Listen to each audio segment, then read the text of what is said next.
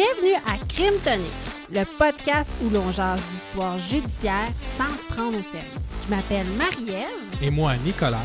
On vous déniche des crimes cocasses et parfois incroyables. On se prend pas au sérieux et souvent, ça dérape. On part ça!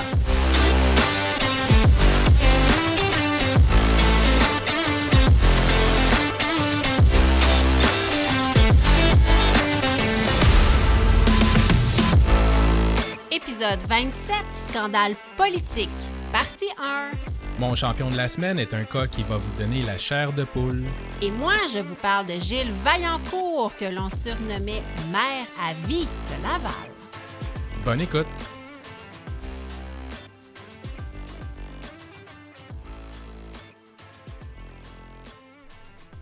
Nicolas! Marie-Ève! Bienvenue à cet épisode 27. Merci. Es-tu content? Toi aussi, je suis très content. Bienvenue à ton propre podcast, Nicolas. Merci. Même si notre sujet est la politique, hein, c'est toujours touché. C'est toujours touché. Ça peut être ennuyant aussi. Oui, et aujourd'hui...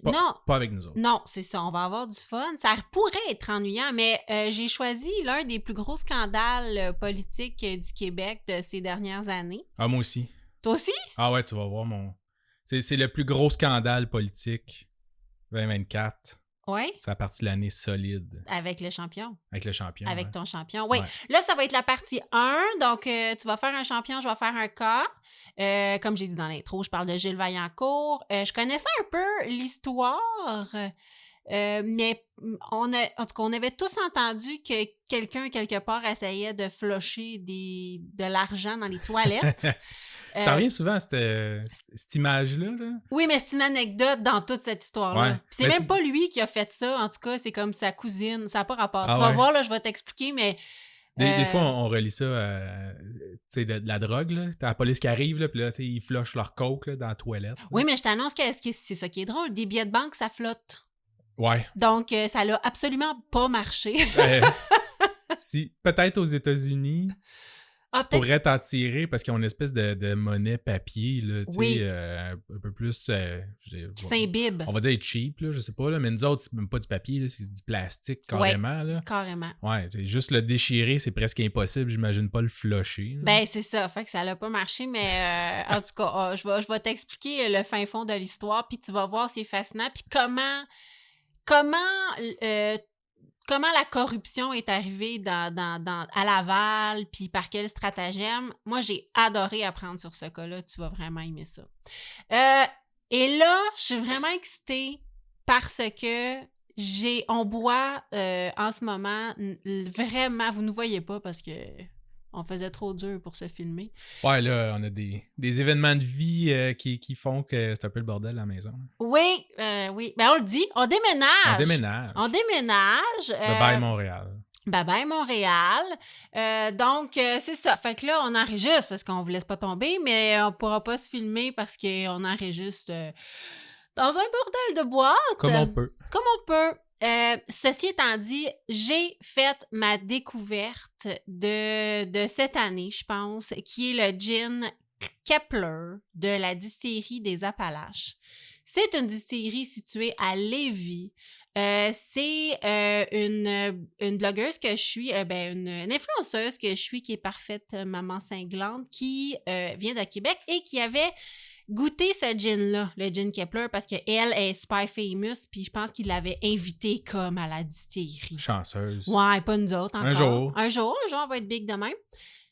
Puis là, j'avais noté ce gin-là, là, Kepler bord de mer, elle disait que c'était bon, tu sais. J'étais comme, OK. Là, j'ai goûté à ça. Oh my la God. semaine passée. Ah, c'est vraiment, honnêtement, le meilleur gin que j'ai bu de toute ma vie. Juré, je sais pas pourquoi il goûte la barbe à papa. J'ai bu ça avec du tonic 1642. C'est sûr que quand on met un bon tonic avec un bon gin, c'est sûr. Ça explose. En bonne compagnie. En bonne compagnie, oui, parce que j'étais avec ma chum de fille. C'est ça. La première fois que je l'ai bu. Ouais, t'as pas calé un gin tonic amèrement Non. un vendredi soir après une semaine de marde. Puis une dispute. Non. C'est vraiment bon. C'est un gin qui est né en plein confinement. Donc, ça dit sur le site Internet, notre distillateur en manque flagrant de soleil fut frappé par un élan soudain de créativité. J'ai trouvé ça cute. Ingrédients, fraises, rhubarbe, concombre, algues, wakame et naturellement baie de genévrier. C'est un gin. Ils ont gagné plein de prix. Courez à la SAQ, vous procurez ce gin-là. Je pense que c'est une quarantaine de dollars-ish. C'est vraiment le meilleur gin de la planète. Si la distillerie des Trois-Appalaches m'écoute, envoyez une caisse. On va parler de ça jusqu'à temps que moi s'en suive. C'est vraiment bon. Là, ils ont des prêts à boire. Ils ont beaucoup d'autres produits que l'on va goûter, je te l'annonce, une fois qu'on aura passé à travers cette bouteille-là. Bien correct. Cette semaine, je serais bien. Cette semaine, ouais. On va passer à travers. Grosse semaine. Ah ouais. Tu me fais-tu un petit shout-out? Ben ouais, allons-y, on va ouvrir ça. Oui, on vous invite toujours à aller faire des reviews sur Apple Podcast. Ça nous aide beaucoup à monter dans les statistiques. Allez nous mettre 5 étoiles, puis allez nous mettre des commentaires. Ça nous aide beaucoup. Là, ceux qui sont sur notre groupe Facebook privé, gênez-vous pas. Allez nous mettre des commentaires. Ça nous encourage parce qu'il y a plus de monde qui nous suit. Ouais. C'est vraiment cool. Mais là, tu sais, on suit juste à cause que les commentaires, tu peux juste les laisser sur Apple Podcast. Ouais. Mais je pense que 80% du monde écoute sur Spotify. Fait que, tu sais, c'est sûr. Oui. Mais on vous aime, là. Si vous nous envoyez un commentaire sur le groupe Facebook, on en reçoit. Par Messenger, on en reçoit. Puis. Ouais, si vous voulez un shout-out, laissez-nous un mot sur Facebook si vous voulez pas aller sur Apple Podcast. Puis on va le lire dans notre sous-sol. Oui, puis on va être content. Devant le micro. Oui, on va être content. Vas-y, toujours. avec le shout-out. Oui, donc ça nous vient de Chaton Tidlidou. Et ça va comme suit. Pour tous les fans de True Crime, c'est un podcast léger avec une touche d'humour qui présente des crimes en tout genre sans le côté sanglant. Encore une fois, merci. Les champions de la semaine sont toujours des découvertes amusantes et presque décourageantes. Oui. J'adore les voix des animateurs et les réactions. Impossible de ne pas rire avec ce podcast. Bonne écoute. Et merci beaucoup. On a des belles voix. Ouais, ça, c'est les filtres que tu mets. Que je rajoute par-dessus. Oui, parce que moi, s'il y a bien une chose que je sais, c'est que j'ai pas une belle voix. Mais là, avec tous les filtres que tu mets, j'ai une voix FM. Tu m'as choisi un champion. Je suis sûre qu'il est savoureux, ton champion. Ouais. T'avais l'air à jubiler quand tu l'as trouvé. Fait, c'est un petit cas que m'a découragé un peu cette année, puis je me suis dit, tant qu'à parler de politique, on va parler de ça. Mon champion, c'est pas une personne en particulier, OK? Donc, voici. Ça t'arrive-tu des fois de te sentir que tu nages à contre-courant ou que tu es entouré de personnes complètement inutiles? Oh, oui. Ouais. Ça arrive. L'incompétence, moi, ça me fait capoter. Ouais, c'est ça. Entouré d'incompétents. Que tu es la seule personne qui essaie de finir un projet ou de régler des problèmes. Oui. Ça arrive. Hein? Puis tout le monde fait juste te faire des jambettes. Exact. Ouais. Ou au mieux, ils s'en foutent, puis au pire, ils te nuisent. Oui, toi, tu pédales tout seul. Ouais, c'est ça. Ça arrive. Donc, mon champion cette semaine, c'est un petit peu spécial, mais ça a rapport avec ça. Okay? Je vise pas une personne en particulier, mais le système politique. Ouais. Cette espèce de bureaucratie là, qui rend tout le temps difficile pour les gens qui essaient de vraiment faire bouger les choses. Oui. Je sais pas si tu te rappelles, début de l'année, okay, fin février 2024, pendant quelques jours, il y avait une saga à la télévision. Et je parle ici des fameuses dindes de Louisville. Le dindon sauvage. Quoi? Il disait qu'il attaquait les enfants. Ouais, c'est ça, en gros. J'avais entendu dire ça, que les dindes attaquaient les enfants. Tu sais, ça frappe l'imaginaire, là. Tu fais comme, oh my God, les dindes attaquent les enfants. Mais là, nous, on reste à Montréal, OK? J'ai rarement vu des dindes, sauf comme une fois à Gatineau, là. Ceci étant dit, c'est gros, une dinde. Ouais, ça peut être gros. C'est vraiment gros. À Montréal, les dindes, je me rappelle pas vraiment, mais il y a des renards ou des coyotes. Je travaillais sur le bord de la 10, là, sur le bord du fleuve. Oui. Puis, il y a une traque de chemin de fer. Puis, il y a des endroits là, un peu délabrés, abandonnés. Puis, il y a des familles de renards ou de coyotes qui vont là. Puis, à un moment donné, ils ont faim. Là. Oui, Ils sont pas dans la forêt. Il n'y a pas de la bouffe à pu finir. Puis, tu sais, de l'eau pour s'abreuver. Non, fait qu'ils vont dans les vidanges. Qui dit vidange dit maison. Donc, oui, mais les civilisation. passants aussi, tu sais, Oui. là, des fois, t'as des chemins, le monde, ils font leurs courses, ils promènent leurs chiens, là, ils attaquent des Oui. chiens, tu sais, des choses comme ça, des enfants, c'est petit, un enfant, là. Oui, sais. des enfants. Oui, il y avait un genre de problème de coyote, je pense, à Rivière-des-Prairies à un moment donné. Ça se peut, Il y en avait ouais. un qui se promenait par rapport, là. Mais oui, ça existe. Mais les dindes, ça peut être très Des gros. dindons sauvages. Dindons sauvages. Ouais, donc cette petite ville de la région de Masquinongé, OK, était sous l'emprise en ce début d'année 2024 d'un dindon sauvage. Là, on parle de Louisville. Louisville. Ouais, Louisville. la région de Il y Masquinongé. en avait comme un ou plusieurs? D'après moi, il y en a plusieurs, mais le cas ici ciblait un qui semblait être beaucoup plus agressif que les autres. Un dindon agressif. Ouais. OK. Je l'ai pas nommé. Là. Ah, faut On y aurait donner un pu y tra- nom. ouais. Groupe Facebook, on veut savoir comment nommeriez-vous le dindon agressif? Vous l'appelez Rodrigue. Rodrigue. Et s'il vous plaît, donnez pas le nom de votre belle-mère, c'est pas gentil. Non. C'est un mâle. Ah, c'est un mâle? Ouais. Un dindon mâle agressif? Ouais. Colin, vas-y, Donc, petite chronologie des événements. vas-y. Mardi 27 février 2024, OK? Un dindon sauvage s'attaque à un homme dans la rue. Après une course folle alentour d'une voiture, l'homme réussit à s'échapper indemne. Oh mon Dieu, il y a des images de ça. Ben oui, c'est ce qu'on voyait. En fait, il y avait une femme qui était témoin de la scène, qui avait tout capté sur son téléphone intelligent, avec des caméras 4K. Elle va s'empresser de partager ça sur les réseaux sociaux, C'est chiant. où la vidéo devient virale. Puis tu l'entends vraiment rire du gars qui se fait attaquer par un dindon. Là. J'aurais été terrorisée. Ben, pas être la madame, être le monsieur. Ouais, Je comprends le monsieur. Clairement. Vraiment. Hey, moi, j'ai peur des chiens, là. J'en ai un, là, mais j'ai peur des chiens que je connais pas. Puis, ouais, je comprends que on va mettre ça sur le groupe Facebook, là, la fameuse vidéo, mais parce que vous l'avez sûrement croisé. Non, c'est ça, vous l'avez sûrement croisé. Pauvre monsieur. Ouais. Fait pitié, là. Mais tu sais, il est pas jeune, le monsieur, là. Non, c'est un monsieur d'un certain âge. Puis il court, puis il a peur, là. Ah, pauvre lui. Donc, ça, c'est le mardi. Mercredi 28 février, des plaintes sont logées à la mairie de Louisville. Il semblerait que pour un grand nombre de personnes, la vidéo aurait donné le courage de prendre la parole et de s'exprimer sur la violence qu'ils vivaient depuis l'arrivée de ce dindon sauvage. Et le maire de la ville, M. Yvon Dehaye, va se mettre à l'ouvrage. OK. Lui, il est là pour ses citoyens. Oui.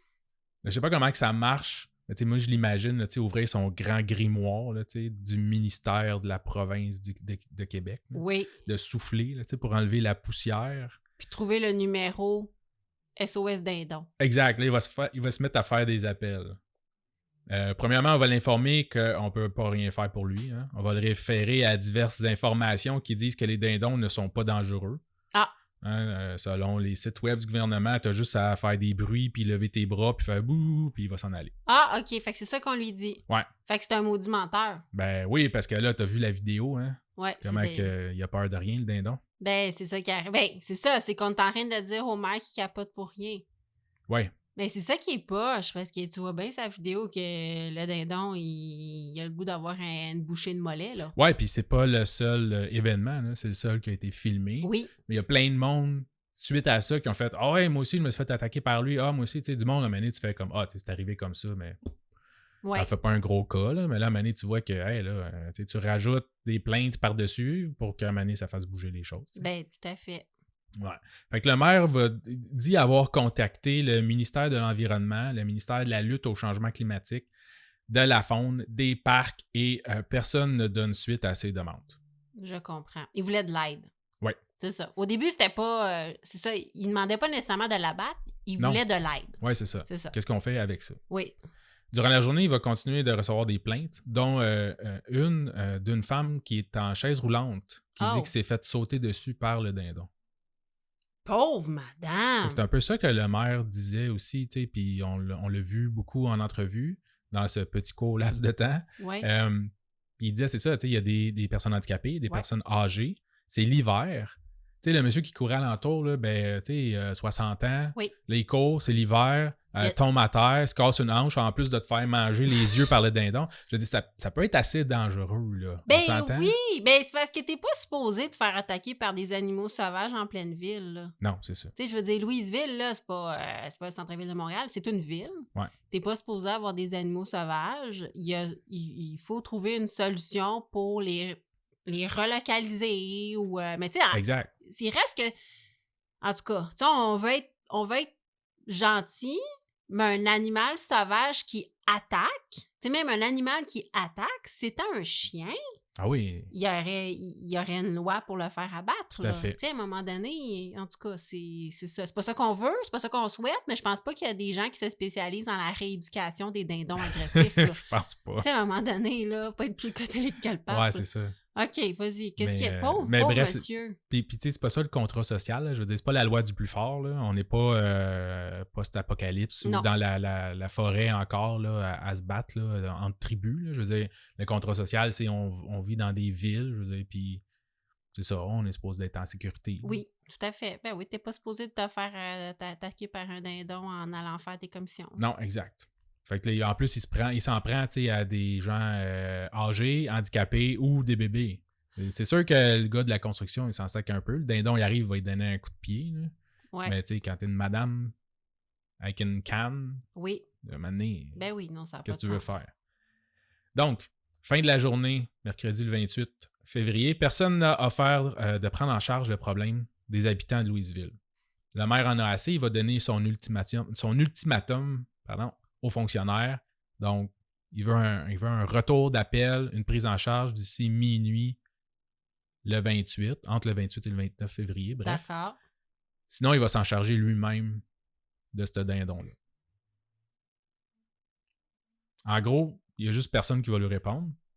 Mais on va bien s'assurer de l'informer que c'est illégal de tuer un dindon sans permis de chasse et hors saison. Et selon l'article 67 du Code de la loi sur la conservation et la mise en valeur de la faune, tu ne peux pas non plus le capturer pour le relocaliser. Ça me faisait penser un peu à ton cas de marmotte. Exactement, ça me fait penser au cas de marmotte. On n'a aucune solution pour toi, mais on te dit que tu n'as pas le droit de rien faire. Jeter à l'œil. Jeter à l'œil parce qu'en plus, tu es allé demander de l'aide. Fait que jeter à l'œil. Et c'est l'heure de ma pause, je dois aller manger mon sandwich au dindon. C'est ça. Parce que, tu sais, je ne veux absolument pas que tu lui fasses du mal, mais on est dans une société qui mange de la viande. C'est ça. Tu sais, donc qui tue des animaux à la pelletée, on va se le dire. C'est ça. Mais là, il faut absolument... Des centaines par jour, mais pas lui. Pas lui. Ouais. Pas lui qui est méchant, qui est agressif, là. Tu sais, c'est ça, on en tue un paquet d'innocents agressés dans des... On euthanasie des chiens que personne veut. Exact. Des parce chats que personne veut. Parce qu'ils déménagent puis ils sont pas capables d'amener leur chien. Ouais. Parce qu'il a été agressif, parce qu'il jappe trop. Oui, parce qu'il pisse à terre. Ouais. Mais tuer un dindon qui a sauté sur une madame handicapée puis qui court après les enfants depuis des semaines. Ça, c'est non. Non. Non. Parce que t'as pas de permis. C'est ça. As-tu rempli le formulaire AC4468? Tu peux en tuer 4 par été, mais juste, tu sais, entre, je sais pas moi, mai puis octobre. Oui, exactement. Mais là, on est en février. Touche pas au dindon. Oui, d'un coup qu'il se rendrait pas à mai. Donc, le lendemain, on va avancer. Le lendemain, jeudi le 29 février, on a encerclé le dindon. On l'a retrouvé. OK. Là, il est encerclé, OK? OK, attends. Le maire a fait ça avec des citoyens? En fait, la SQ était sur les lieux, OK, pour s'assurer que ça dégénère pas. OK. Mais la SQ ne voulait pas s'en mêler. Fait qu'ils voulaient pas tirer sur la bête, ils voulaient pas l'abattre eux autres mêmes. Je comprends. Parce que, de manière...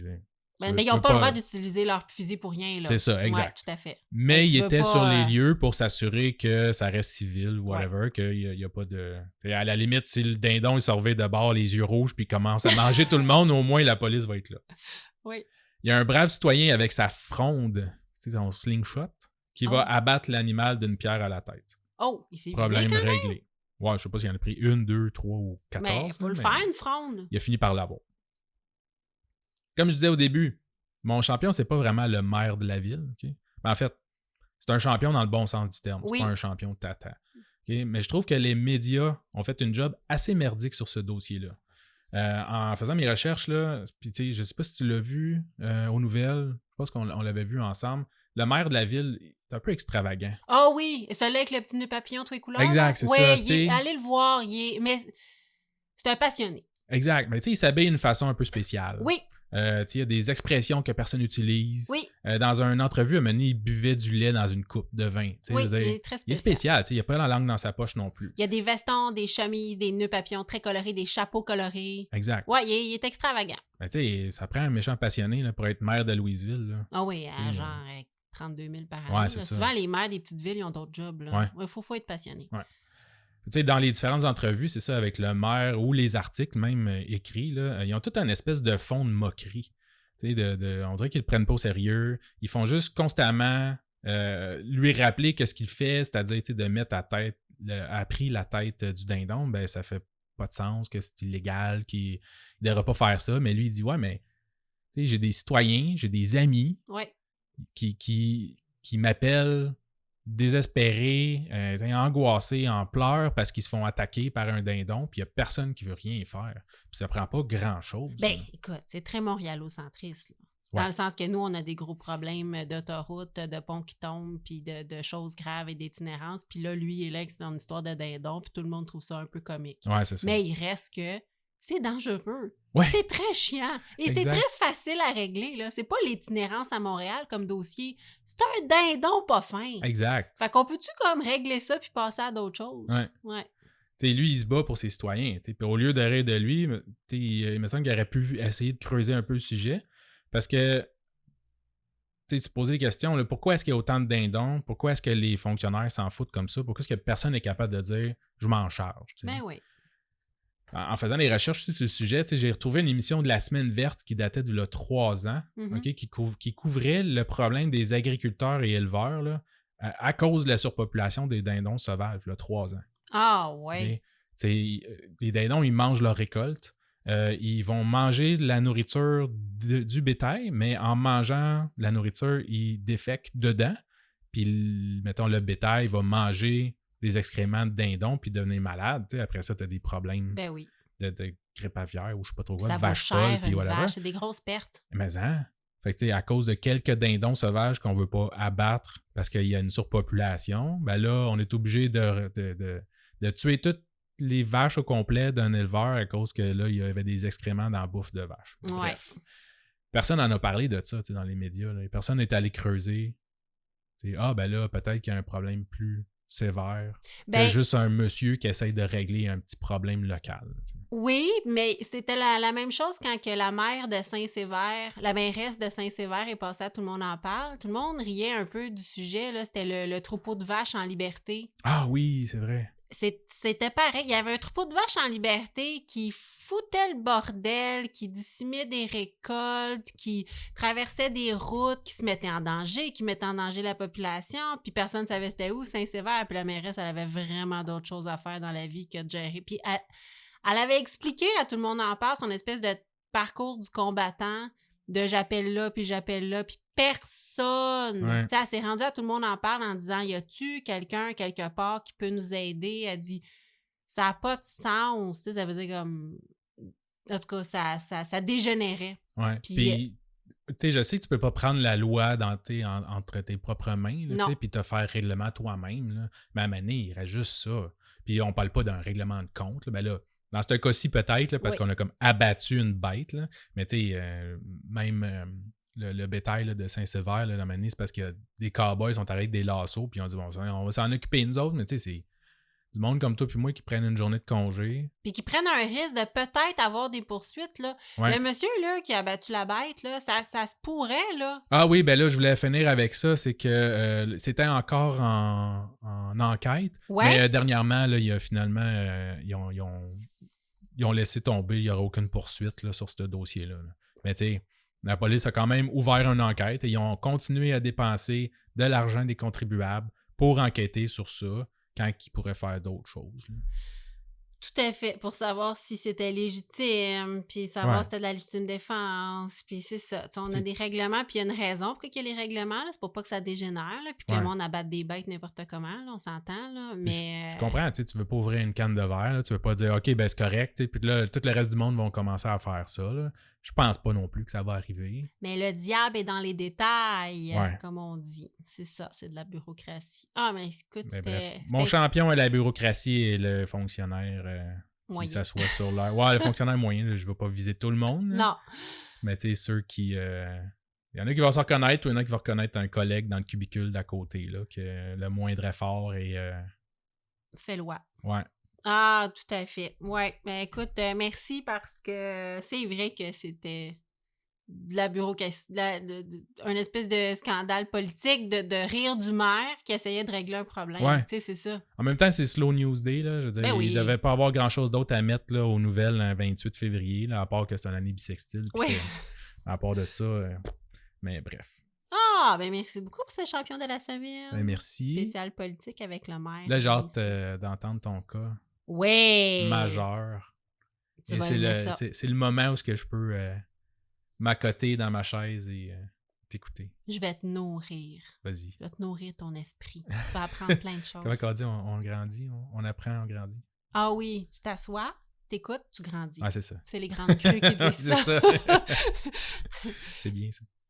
Aujourd'hui, je te parle de l'histoire fascinante de Gilles Vaillancourt, qui a été le maire incontesté de Laval, qui est la 3e ville en importance au Québec. Ah, quand même? Ouais. Screw you, Trois-Rivières. Exactement. J'ai toujours pensé que c'était Montréal, Québec, Trois-Rivières. Non. Donc, je crois que c'est Montréal, Québec, Laval. Mais la 3e ville en importance. Depuis qu'il y a le Centropolis. Exactement. Puis le Cosmodome. Oh, le Cosmodome. Il a été maire pendant 20 ans. Je veux dire avant tout que la plupart des informations de ce cas me parvient du fantastique ouvrage, sans blague, c'est vraiment bon, de Louis-Jean Fortin et de Sarah-Maude Lefebvre, intitulé « Gilles Vaillancourt, le monarque ». Très bon livre. Le roi de la Maine. Le monarque. Premièrement, on va retracer la vie du monarque. Ça va nous permettre de mieux comprendre l'enchaînement des événements jusqu'à sa chute brutale en 2012 aux mains de l'Unité permanente anticorruption. C'est-tu les Bonnes Fontaines? Ou c'était à Terrebonne, ça? Hein? J'ai vu des trucs. Non, j'ai pas vu rien je pense de que c'était Terrebonne. Fontaines. Ah, OK. Le gros scandale de déneigement des Bonnes Fontaines. Ah, on va creuser ça. Ouais. Je veux savoir. Je veux tout savoir. Faut faire un top 10 politique. Là. J'ai tellement trouvé de choses. Ah, ben là, faire un top 1250. On peut, oui. OK, je commence. Gilles Vaillancourt voit le jour en 1941 au cœur du quartier de Laval-des-Rapides au sein d'une famille de 10 enfants et il est l'aîné. Wow. Petit Gilles, comme on l'appelle, est reconnu comme étant très timide et peu sûr de lui. Sa famille est très modeste. Son père est policier, parvient tout juste à faire vivre sa famille nombreuse avec son seul salaire. Il va fonder en 1950 le magasin de meubles MD Vaillancourt. Ah, pour de vrai? Ben oui. Ah. Directement dans le sous-sol de la maison familiale. MD, c'est pas lui? Ah, c'est meuble quelque chose? Oui, exactement. Il s'appelle Marcel, le patron. Il s'appelle Marcel. OK, Marcel. Ouais. MD Vaillancourt, directement dans le sous-sol de la maison familiale, dans l'espoir d'améliorer le sort des Vaillancourt. Écoute, policier tire le diable par la queue, tu sais. Il ouvre un magasin de meubles. Fait qu'on est loin, de l'overtime et du salaire des policiers maintenant. Mais 10 enfants encore là, c'est pas facile, là. Ouais, non, c'est ça. Donc, Marcel Vaillancourt, le patriarche, est un homme dur, bien de son temps, qui travaille sans arrêt.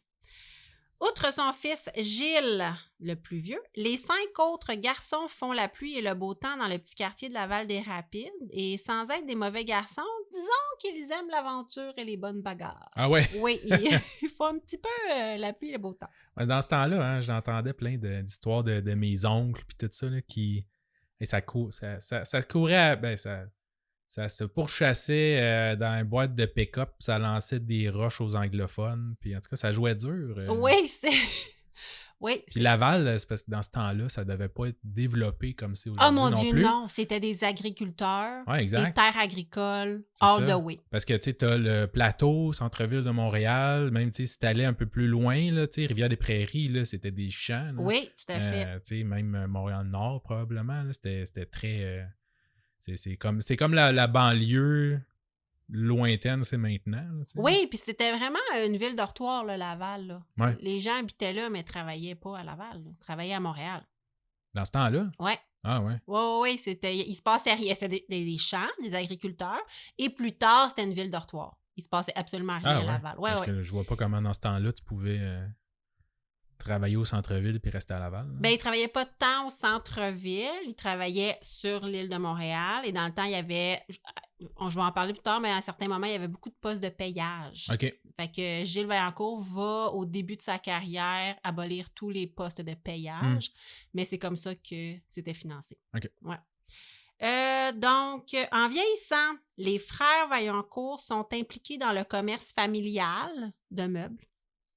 Les décisions se prennent à plusieurs dans le sous-sol du commerce qui a maintenant pignon sur rue, donc ils ont vraiment un vrai magasin maintenant. Et les discussions familiales sont souvent houleuses. La famille est serrée et très soudée, les Vaillancourt. OK.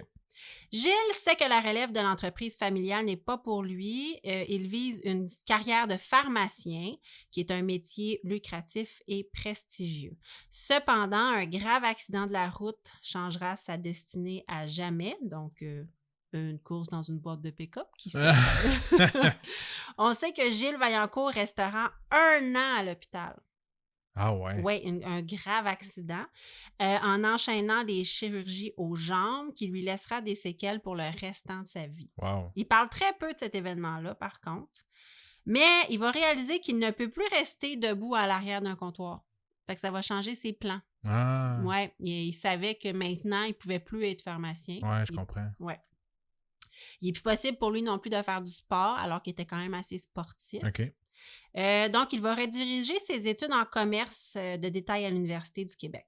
Il va se réimpliquer dans l'entreprise familiale, faute de savoir un peu qu'est-ce qu'il va faire. Ben là, s'ils vendent des sofas puis des chaises, il va pouvoir s'asseoir tout le temps. Exactement, Nicolas. C'est pratique. Ben oui. Il y a plein de chauffeurs. À ce moment, la famille Vaillancourt s'intéresse beaucoup à la politique. Parce que ça lui permet d'être plus près du pouvoir. Puis voir que Gilles Vaillancourt peut-être envisage une carrière politique plaît beaucoup au père. Ben oui. Ben quand t'es... Ouais. Écoute, ça a toujours été ça. Hein? Lui, c'est un homme d'affaires. Les hommes d'affaires Exact. sont proches des politiciens parce qu'à un moment donné, les lois affectent ton revenu. Oui, donc stratégiquement, avoir des relations... Quand tu es un homme d'affaires, avoir des relations dans toutes les sphères de la société, c'est super avantageux.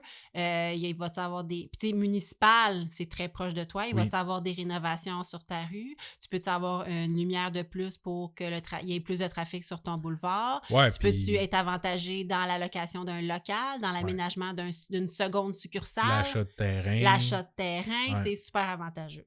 Les permis de construction. Exactement, oui. En 1973, Gilles se présentera aux élections comme conseiller municipal du district de Laval-des-Rapides sous le maire Lucien Paiement dans ce temps-là. Okay. C'était Lucien Paiement. Il remportera l'élection contre 4 autres adversaires par seulement 800 voix. C'est le début de sa carrière politique. Le maire Lucien Paiement a confiance en Gilles Vaillancourt et n'hésitera pas à lui confier un poste au comité exécutif. Donc, le comité exécutif qui prend les décisions en groupe. Oui. Gilles Vaillancourt va avoir un poste dès son plus jeune, le début de sa carrière. Il faut dire que Gilles Vaillancourt travaille très, très fort. Et ça va le suivre tout le long de sa carrière, OK? Il connaît tous les dossiers, il assiste à une multitude d'événements sociaux. Cependant, il manque une corde très importante à Gilles Vaillancourt pour continuer de s'élever dans l'échiquier politique. L'entre-gens. Vraiment. Ah le oui? charisme. OK. Je disais ça de même. Mais c'est vraiment ça. Oui, mais c'est 80%. Ben, ouais. C'est méchant, là, mais c'est une bonne partie de la job. J'allais dire que 80% de la job, c'est ça. C'est pas gentil, là, mais... Mais il faut que les gens t'aiment, ils votent pour toi. Ben c'est ça. Mais tout à fait. Pas juste les gens, il faut que tes collègues aussi. Oui. Puis l'opposition. Oui. Puis sinon, tu vas passer un sale quart d'heure. Oui, il faut que tu aies de l'entre-gens. Puis comme je t'ai dit tantôt, lui, il est timide. Puis il est peu sûr de lui, il boite.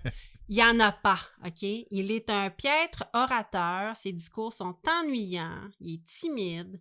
Il n'est pas capable de faire du small talk. Il n'est même pas capable de faire la bise aux dames, ce qui, dans le temps, était une chose à faire. Ouais. Maintenant, moins, je te dirais. Il regarde pas les gens dans les yeux. Il fait des mauvaises blagues. Il est maladroit. Il est rustre. peu raffiné, puis son niveau de langage laisse à désirer. OK. Bref, il y a vraiment du travail si on veut transformer le petit gars de Laval-des-Rapides en un distingué homme politique. Heureusement, Gilles engagera des coachs et des experts en relations publiques qui l'épauleront jusqu'à la fin de sa carrière et qui le transformeront en véritable homme charismatique, apprécié de tous. Super. Ouais. En 77, Gilles Vaillancourt est réélu cette fois avec 2 fois les voix de son plus proche rival. Boy, Fait OK. que là, il commence à se distancer. Les gens l'aiment beaucoup. Une majorité, une grande majorité. Une grande majorité. Ça, c'est en 77. Cependant, on sent un petit vent d'insatisfaction envers l'administration actuelle et le maire Paiement. Les 2 anciens partis fondent leur propre parti qui s'appelle le PRO, qui est le parti du ralliement officiel. Okay? Le PRO va rester présent à Laval jusqu'à tout récemment. Le soir du 1er novembre 1981, le PRO, donc le nouveau parti, gagne les élections haut la main, défaisant même au passage le maire Paiement, parce que le maire Paiement ne fait pas partie du PRO. En fait, Gilles Vaillancourt va être le seul conseiller à conserver son comté. Ah ouais, OK. Il va se ramasser dans l'opposition, mais tout seul. OK. Ouais.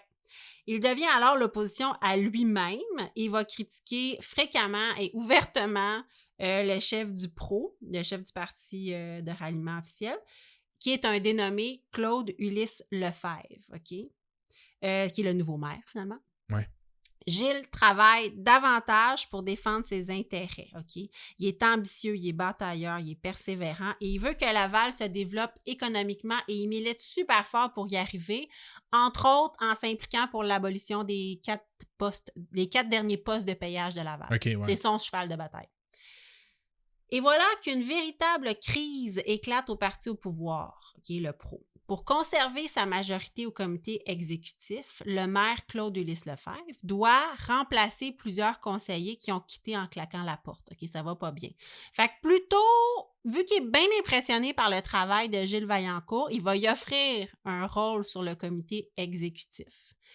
C'est alors que Gilles Vaillancourt, que plusieurs vont dire que c'est un mot-à-dit opportuniste, se joint au parti rival qu'il critique depuis plusieurs années. Non, un switcher de parti. de parti. De parti, ouais. Il y avait ça dernièrement, je me rappelle plus qui.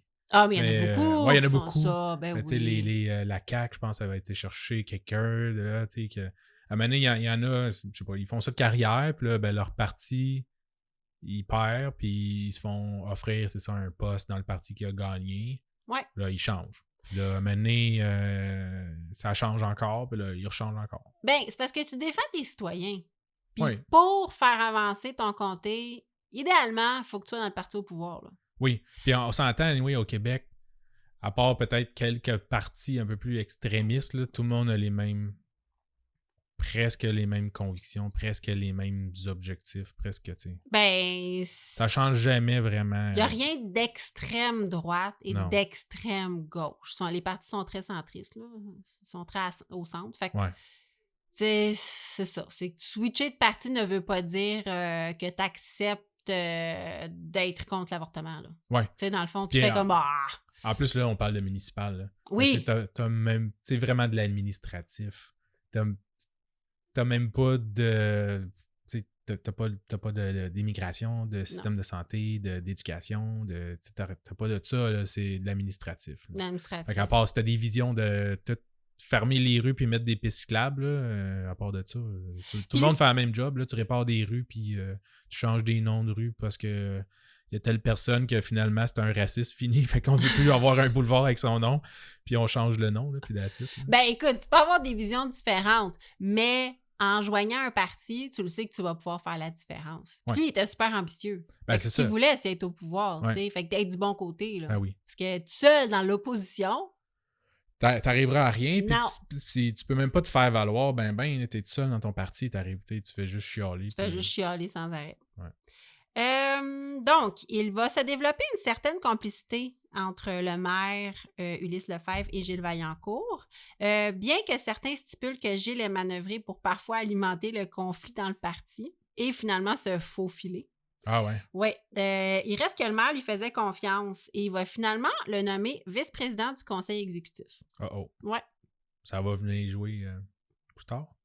Ben, c'est juste c'est allé très vite. OK. C'est allé très vite, mais c'était, je vais le répéter tout le long, un bourreau de travail, Gilles Vaillancourt. Un passionné. Il y a des défauts, là, vous allez voir, ça va pas Ben, bien. ça prend ça. Là. Mais c'était sa plus grande passion. Il disait que c'était sa ville, c'était sa ville. Ouais. Il n'y a jamais personne qui a autant connu Laval que lui. Pour le bien comme pour le mal. Oui, pour le meilleur et pour le pire. En 85, Gilles Vaillancourt est réélu dans son comté avec une majorité écrasante. Il va continuer à travailler d'arrache-pied pour faire connaître sa vision d'un Laval économiquement fort. Ça va être son cheval de bataille durant toute sa carrière. Parallèlement, il est nommé président de la nouvelle corporation de développement de Laval, ce qui lui va bien parce que lui, ce qu'il veut, c'est que Laval se développe économiquement. Encore une fois, son manque de charisme le freinera quelque peu. Ça va être Michel Fréchette, un consultant en communication, qui va entreprendre de transformer complètement Gilles Vaillancourt. En 89, Maître Lefebvre subit un triple pontage coronarien. Okay? Le maire Lefebvre. Claude Ulysse Lefebvre. Donc, en 89, le maire va subir un triple pontage coronarien. Donc, après quelques mois d'absence, il devient évident qu'on doit organiser sa succession. Donc, les membres du parti veulent une véritable course à la chefferie, mais malheureusement, le maire Lefebvre va imposer son successeur. Ah ouais? Oui. Qui tu penses? Ville. Ben, ouais, c'est ça. Le maire Vaillancourt, oui. Ben, Gilles Vaillancourt, oui. Donc, puis là, il y a certaines rumeurs qui vont parler d'une bourse, entre guillemets, de 800 000 $ qui est offerte par les gens d'affaires de Laval au maire Claude Ulysse Lefebvre, qui va pour l'encourager à faire un changement de garde au parti. Ah ouais? Oui. Par quelqu'un qui est apprécié dans la communauté d'affaires, et j'ai nommé Gilles Vaillancourt. Ouais, c'est ça. Ouais. Fait que là, il y aura comme plus personne entre le comité de développement de Laval et le maire, dans le fond. Ça va être la même personne. Exactement. Fait que la communauté d'affaires de Laval appréciait énormément Gilles Vaillancourt. Ouais. Et une rumeur dit qu'il y a une très grosse somme d'argent qui a été offerte au maire Lefebvre pour se tasser et laisser de la place pour une nouvelle administration. Ouais, c'est ça qu'on appelle des audits, là, où, tu sais, à un moment donné, c'est parce que ça te prend, c'est comme le terme, là, who watches the watcher. Oui, exact. À un moment donné, ça te prend tout le temps quelqu'un d'autre qui regarde qu'est-ce que tu fais, là, parce que quand t'as la main gauche puis t'as la main droite, je veux dire, tu fais ce que tu veux. Ah, mais là, tu vas voir que Laval, là, c'était ça. C'était la ville d'un seul homme. Ben, au final, c'est quand même devenu la 3e plus grande ville. C'est ça que je suis ambivalente dans ce cas-là. Tu vas voir que dans le cas de Gilles Vaillancourt, tout le long, on se dit oui, mais ça marchait. Ouais. Ben, tu sais, Rome ne s'est pas bâti en donnant des cadeaux à tout le monde puis en plantant des tulipes, là. Je veux dire, ils en ont tué du monde, là. Ils en ont eu des esclaves. Tu sais, je veux dire, ben c'est pour ça qu'on... T'arrives jamais à rien sans rien, tu fais pas d'omelette sans casser deux. Là. Mais c'est pour ça qu'on dit que les plus grands projets ont été réalisés avant qu'il y ait un paquet de bureaucratie. Ouais, le stade, la 40, je veux dire, Duplessis, tu connaissais ça, là. Ça ne faisait pas d'un fleur du tapis, là. Il faisait pas comme « Ah, ouais, attends, on va faire 200 000 appels d'offres, on va étudier ça pendant 6 ans. » Ouais, c'est ça. Ben, c'est ça. Donc, comme je te disais, on dit qu'une bourse a été offerte pour que Gilles Vaillancourt prenne sa place, entre guillemets. Naturellement, le fin fond de l'histoire n'a jamais été connu, mais le jeune poulain, qui est Gilles, a été placé favorablement à la tête du parti, pendant que le maire Lefebvre s'efforçait de le vanter comme un choix naturel et avantageux. Le 7 juin 89, Gilles Vaillancourt devient officiellement le chef du PRO, donc le parti, et donc le 5e maire de Laval. Un rassemblement est organisé et l'ambiance est survoltée. On y promet un avenir florissant pour Laval avec des transports en commun, une économie forte, des services universitaires et le tout sans hausse de taxes. Ouais. D'ailleurs, on tombe officiellement en campagne électorale parce que oui, on a nommé Gilles, mais théoriquement, on est rendu à la campagne Ouais, dans le électorale. parti, en fait, c'est qu'il a skippé les élections du parti, mais je veux dire, légalement, ça n'a aucun... je veux dire, t'es pas obligé de voter pour un parti, pour ton chef de parti. Là. Non, D'habitude, c'est ça. on fait ça par transparence ou par volonté de démocratie. Là. Mhm. Mais je veux dire, ultimement, c'est ton parti. Si tu veux aller te présenter, tu peux bien nommer qui tu veux comme chef. Là. Ben là, c'est ça, c'est qu'il est nommé chef du parti, mais théoriquement, il faut qu'il soit Faut qu'il soit encore maire. élu. Oui, c'est ça, tout à fait. Donc, naturellement, certains membres du parti, comme je te dis, sont encore mécontents de s'être fait imposer un chef.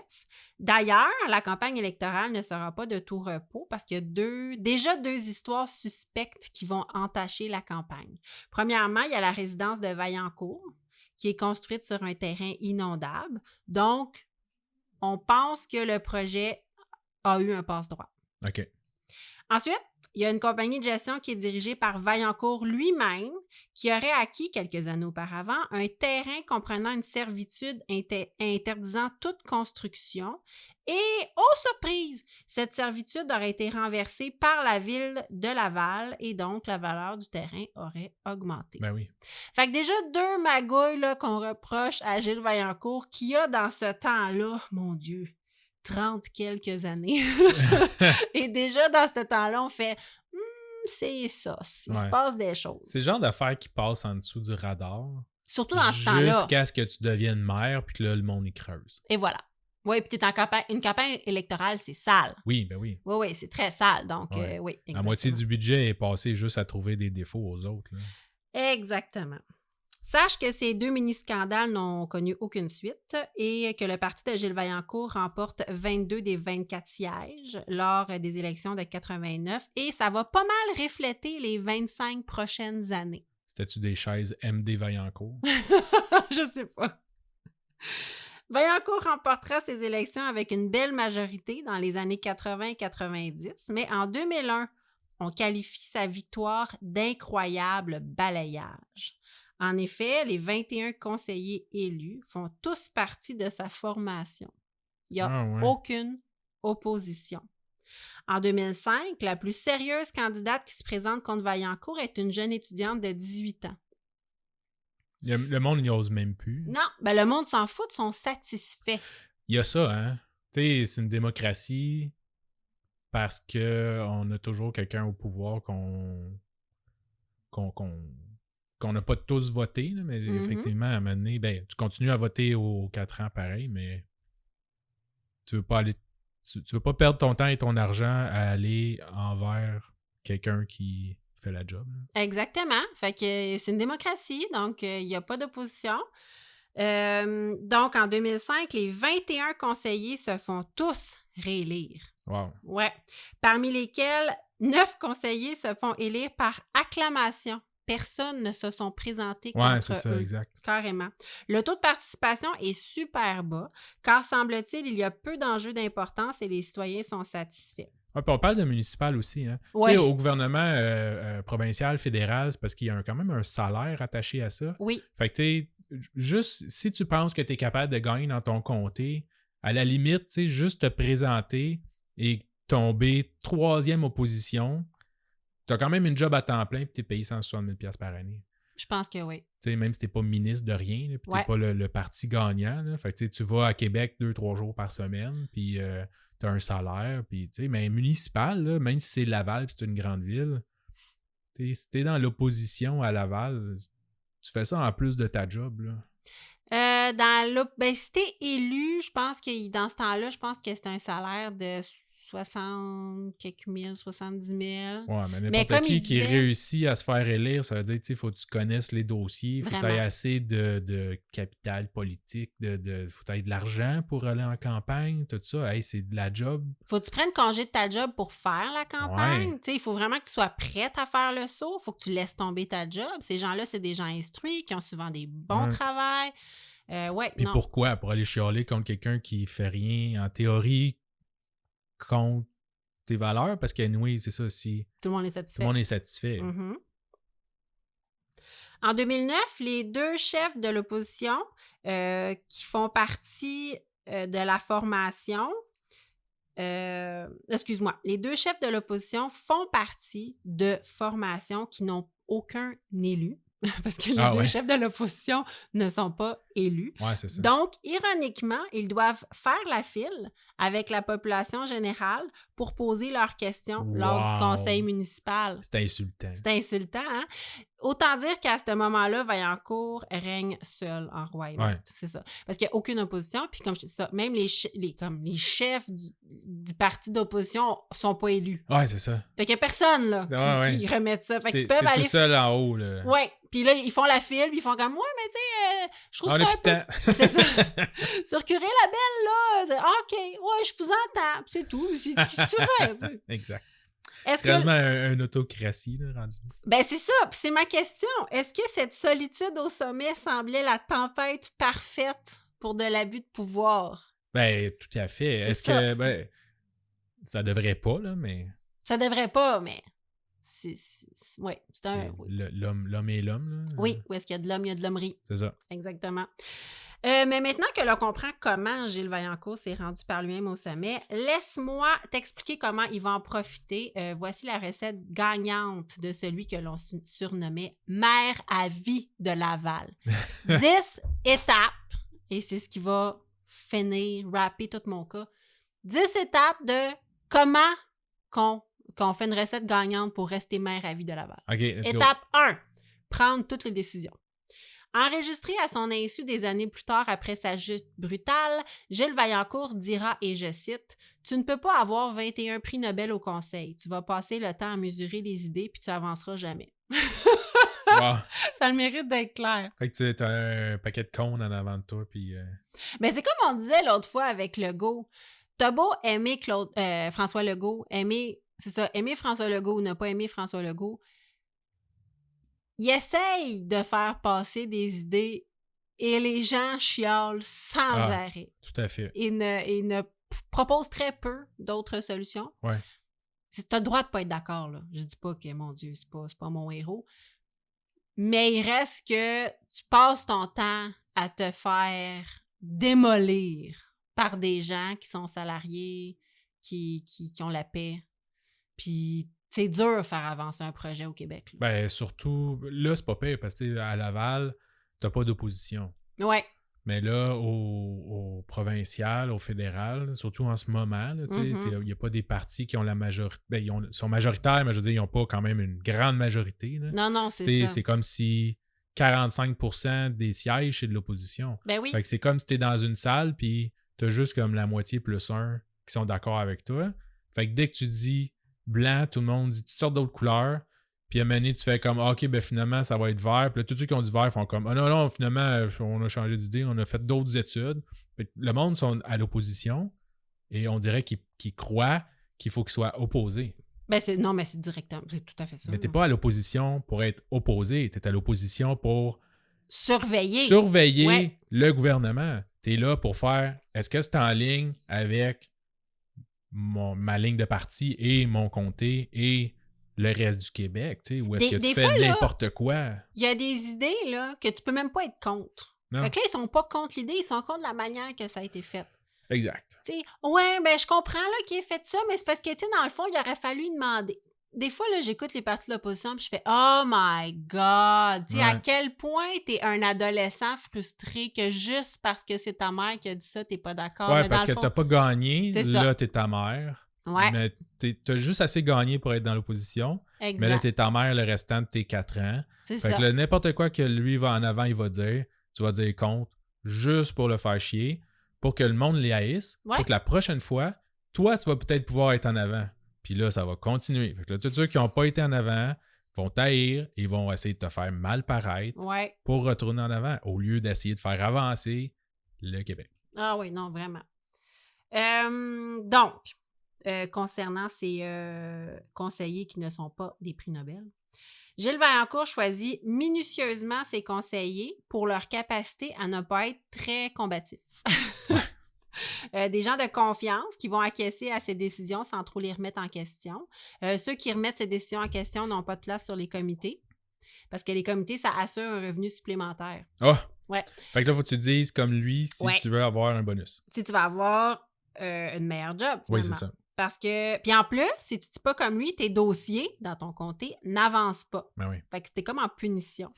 Puis tu sais, la plupart du temps, là, le comité exécutif, c'est 15 à 20 réunions par année, souvent sans vote. Ben non, c'est ça. Parce que lui, il annonce ses Ben décisions. oui, lui, il est là, OK, on va faire ça. That's it. Est-ce qu'il y a quelqu'un contre?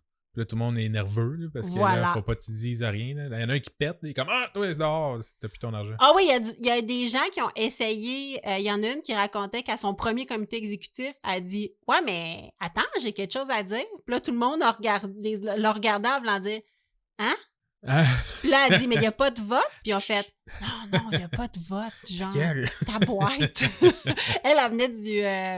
je pense que c'est Lebel qu'elle s'appelait. Elle venait du domaine communautaire. Puis il l'avait choisi justement parce qu'elle représentait le domaine communautaire. Ouais. Puis il se faisait souvent dire qu'il était comme pas proche du milieu communautaire. Puis elle s'est rendue compte en acceptant le poste que c'est ça, c'est juste parce que c'était une femme qui venait du communautaire. Puis elle dit à quel point il s'attendait pas à ce que j'aie une opinion. Non, c'est ça. Puis c'est ça. Étape 2. Avoir des gens de tous les horizons, comme je te disais. Ouais. Si les conseillers ne doivent pas être trop combatifs, ils doivent par contre avoir des contacts dans des sphères variées, donc venir du milieu des affaires, communautaires. On respecte souvent, sinon tout le temps, la parité homme-femme. Et surtout, même si Vaillancourt est un libéral convaincu, il tient à avoir dans ses rangs des gens de toute allégeance politique, provinciale, fédérale. Comme ça, si un gouvernement change avec les années, il s'assure tout le temps d'avoir un conseiller du bon bord de la clôture pour aller défendre des dossiers à tous les paliers du gouvernement. Wow. Pas fou, hein? 3. Étape 3. Détourner les règles en vigueur pour le financement des activités politiques. Théoriquement, la Ville réserve de l'argent pour permettre aux conseillers de bien accomplir leur rôle auprès des citoyens dans le cadre de leurs fonctions. Dans les faits, c'est souvent utilisé pour des fins politiques comme les élections ou de la partisanerie. Vaillancourt a déjà utilisé les fonds publics pour se remercier lui-même pour le métro de Laval avec de la pub dans la presse écrite. Ou une autre façon discutable, OK? Écoute ça. Une fois par année, le parti organise une énorme sortie à la cabane à sucre, OK? Les autobus vont chercher les personnes âgées directement à la résidence. Mais on leur demande d'acheter une carte du parti à 4 $ pour devenir membre du pro. Wow. Puis comme ça, le repas à 12 $ devient gratuit. Et tout le monde trouve que c'est une bonne affaire. Ben oui, ça te coûte 4$ au lieu de 12. Ben oui, des personnes âgées, là, c'est pas riche tout le temps. Là. Hey, rendu là, prends leur carte de guichet puis leur nip. Là. C'est incroyable. Fait qu'ils payaient tous 4 $. C'était écœurant. Fait qu'ils étaient tous membres du pro. Fait que quand t'es membre du pro, la veille des élections, il te rappelle d'aller voter. Ben oui. Puis c'est lui qui Ils vont t'amène à la te chercher cabane en à sucre. autobus. Il vient te chercher en cabane à sucre. Puis tout le monde va du bon bord. Et là là. Étape 4. Tout miser sur le développement économique. OK, comme je te dis, c'est le cheval de bataille de Gilles Vaillancourt. Ça lui permet d'avoir de l'argent pour Laval, avec la venue d'entreprises importantes sur son territoire, le développement du transport, la construction des hôpitaux, de bibliothèques, de terrains sportifs, le centre de la nature, mais sans augmenter les taxes, parce que lui, il ne veut pas augmenter les taxes. Donc, il faut plus de citoyens corporatifs. Ben, tout à fait. Tu sais, c'est eux autres qui ramènent le gros de l'argent. Là. Exactement. Puis il n'y en a pas au début de Non, grosses c'est ça. entreprises à Laval. Fait qu'il faut. Ouais. Ben, c'est l'argent là, qui mène le monde. Là. Fait que, il faut que tu investisses massivement si tu veux attirer aussi les entreprises. Hein. Tout à fait. Et il va faire ça avec brio, hein, attirer les entreprises. En 92, on va construire 2300 unités d'habitation alors que le Québec est en pleine récession. En 96, on qualifie Laval d'une des villes les plus dynamiques du Québec. Sa population augmente de 20% en 10 ans. Le taux de chômage est 1 point plus bas que la moyenne québécoise et le niveau de vie par habitant est le plus élevé au Québec. Ah ouais. Ouais. Laval, c'est où il y a... Plus qu'à Westmount. Ben, au début, dans ce temps-là, Westmount n'était pas défusionné. Ah, OK. Ouais. OK. C'est ça, c'est arrivé plus tard. Ouais. Donc, Laval, c'est où il y a des riches au Québec dans le milieu des années 90. N'empêche que dans chaque projet de Gilles Vaillancourt flottera une petite odeur de scandale. Ouais. On va prendre, par exemple, le Cosmodome, projet pendant lequel on dit que le maire cherche à s'interposer dans le but, semble-t-il, de gonfler les coûts et possiblement mettre de l'argent dans la caisse électorale. Il y a des firmes qui auraient obtenu des contrats sans appel d'offres, bien sûr, et des ingénieurs bien connus du pouvoir qui se sont impliqués dans des transactions financières de plus de 1,7 million de dollars. Wow. Oui, le métro de Laval aussi, où des gens proches de Gilles achètent et revendent miraculeusement des terrains qui prennent beaucoup de valeur de façon surprenante. Ben ouais. Ah, mais ça, tu sais, si tu sais tel terrain oui. va devoir être acheté, tu sais, si t'es capable de les acheter de quelqu'un qui a peur ou whatever, tu sais, puis après ça, quand tu le revends au gouvernement, puis le gouvernement, c'est ton ami, Ben oui. il va te l'acheter plus cher. Oui, où les terrains sont dézonés, ils changent de zone, tu sais, de zone agricole à zone que tu peux construire. Tu sais que ça va arriver. Il y a des scandales que je vais te raconter plus tard de taxes qui avaient quadruplé, des gens qui se sont débarrassés de terrain, puis après ça, qui ont pris beaucoup de valeur, tu sais, des choses comme ça. Étape 5, toujours rester un bourreau de travail. OK? Gilles Vaillancourt travaille tout le temps. Il commence hyper tôt. Il donne des rendez-vous à des journalistes à 6 heures pour faire des entrevues. Il fait des revues de presse avant l'arrivée des premiers journaux le matin. Avec l'arrivée des premiers journaux le matin. Il quitte le bureau vers 11 heures, vers minuit. Il se fait installer une douche, là, il va comme vivre dans son bureau. Il connaît tous les citoyens qui se plaignent.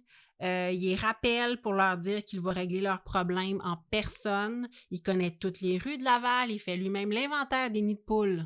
C'est un fou, OK? Il passe son temps à des restaurants bon marché comme la belle province de Laval-des-Rapides. Il va rencontrer tous les citoyens le midi. Il va pas dans des grands restaurants, là. Il passe son temps dans des petits boui-boui. Il fait le tour des soupers spaghettis, des soirées bénéfices. Il est partout. Il connaît tous les dossiers. Et il veut que les fonctionnaires soient redevables de leurs actions. Puis il n'hésite pas à poser des questions un peu rudes des fois aux fonctionnaires. Puis on dit qu'il fait du micromanagement puis qu'il demande constamment des comptes. Fait que tout le monde est sur le qui-vive. Ouais, ben les grands hommes d'affaires, c'est toujours comme ça. Là. Ouais. Tu peux pas devenir successful là, sans te mêler puis micromanager puis être un bourreau de travail. Là, je veux dire, tout le monde qui pense que dans n'importe quelle sphère, là, autant artistique, entrepreneuriale, whatever, là, tu sais. Là, je dis pas qu'il faut que tu te lèves à 5 heures, t'écoutes des livres audio à 1.5 vitesse, puis tu le quittes, là. Les mais espèces c'est des gens de recettes. intransigeants. Mais c'est ça, mais même Céline Dion n'est pas arrivée où ce qu'elle est en travaillant de 11 à 3, là. Puis en s'en foutant. Là. Non, c'est ça. Exactement. Étape numéro 6, faire travailler sa famille au complet. Donc, tous les membres de sa famille, tous les membres de la famille de Vaillancourt profitent de contrats, de passe-droits, d'informations privilégiées. OK? Par exemple, lorsqu'un agriculteur se voit augmenter ses taxes foncières de 700 %, oups! Luc Vaillancourt, le frère du maire, lui propose de lui racheter sa terre pour une bouchée de pain. Benoît Vaillancourt, lui, un autre frère de Gilles, possède la firme de design VAD, à laquelle on chuchote qu'il est avantageux pour les entreprises de faire affaire avec cette firme pour refaire le design des bureaux une fois de temps en temps si on veut rester dans les bonnes grâces du maire.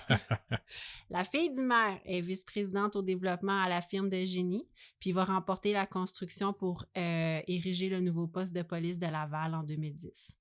Ah oui, puis c'est la firme de design VAD de Benoît Vaillancourt qui va dessiner l'intérieur des bureaux.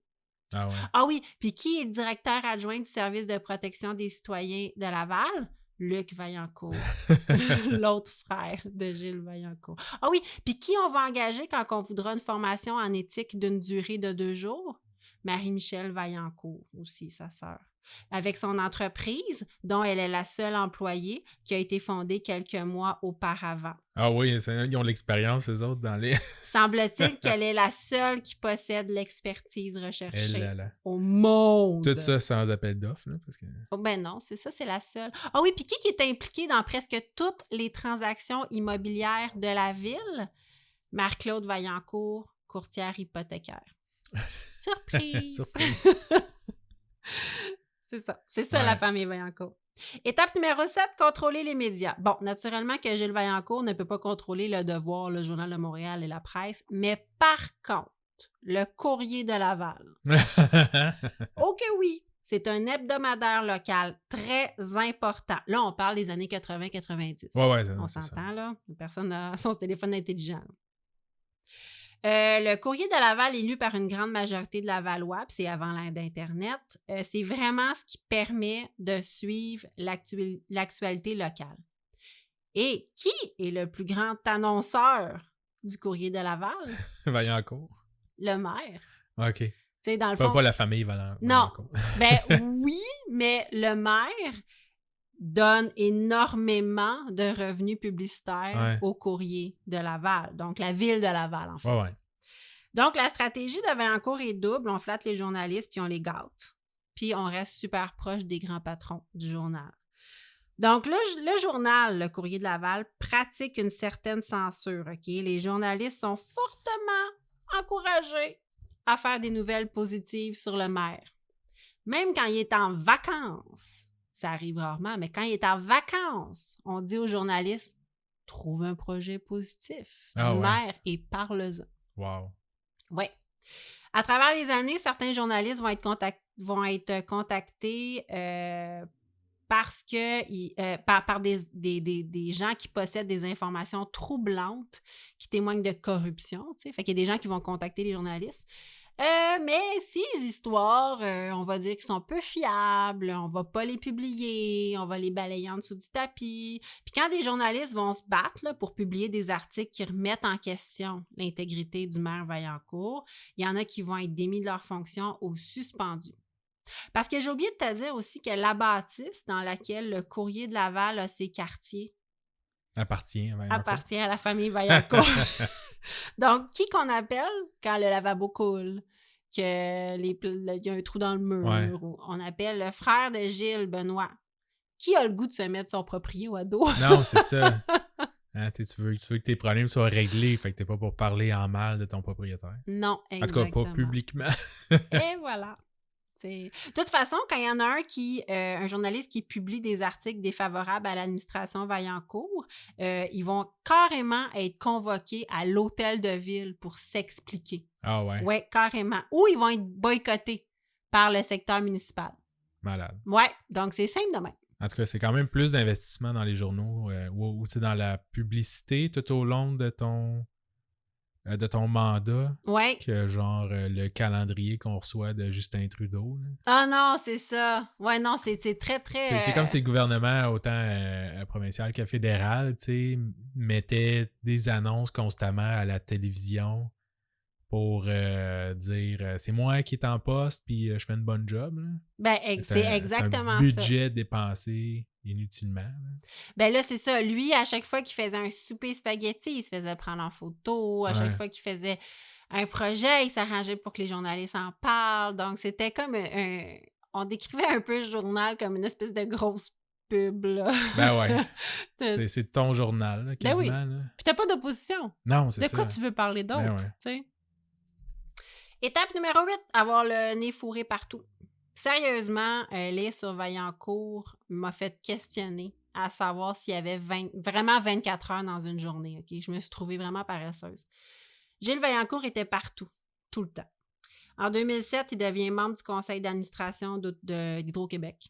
Il siège comme président et vice-président de l'Union des municipalités du Québec. Il préside la Coalition pour le renouvellement des infrastructures du Québec. Au fil des années, Gilles Vaillancourt connaît tout le monde, a de l'influence sur tout le monde, et on dit qu'il peut nommer il peut faire nommer n'importe qui, n'importe où.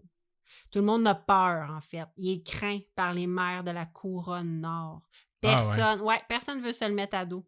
Il y a justement le maire de Westmount qui explique à quel point tout le monde avait peur de lui. Ah ouais? Ouais.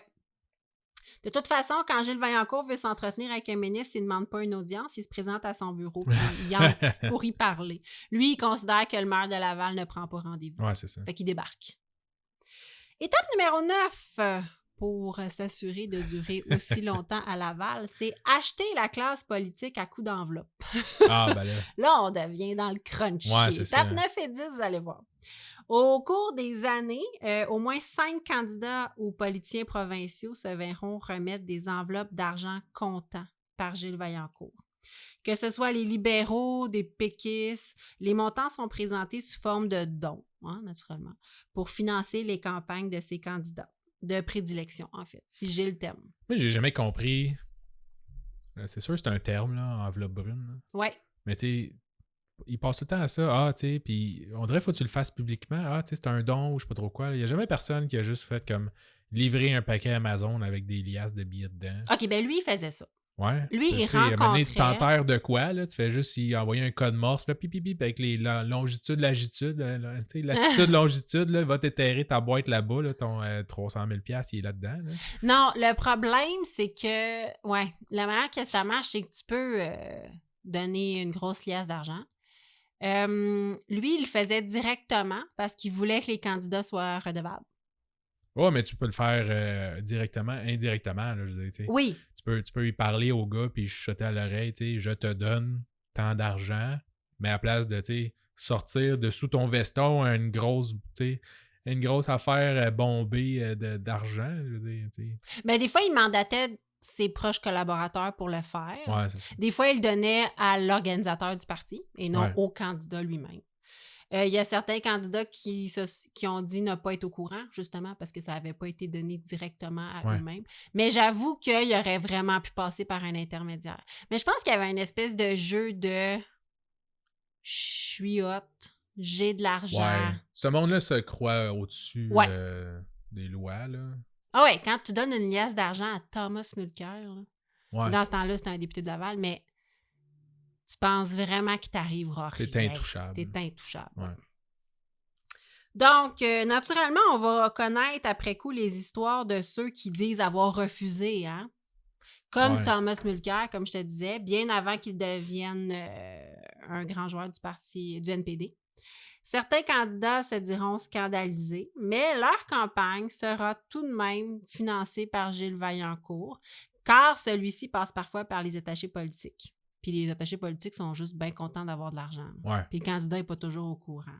Bref, quand on accepte une enveloppe de Gilles Vaillancourt, ça lui plaît beaucoup. Et finalement, je finis avec ça. L'étape numéro 10, instaurer le système Vaillancourt. Et là, je vais te parler, en finissant, du système Vaillancourt. Jusqu'à maintenant, on sait que le maire a les mains longues. On sait qu'il y a de l'influence partout et on sait que ses coffres sont très bien garnis. Mais cet argent-là vient de où? Attache ta tuque.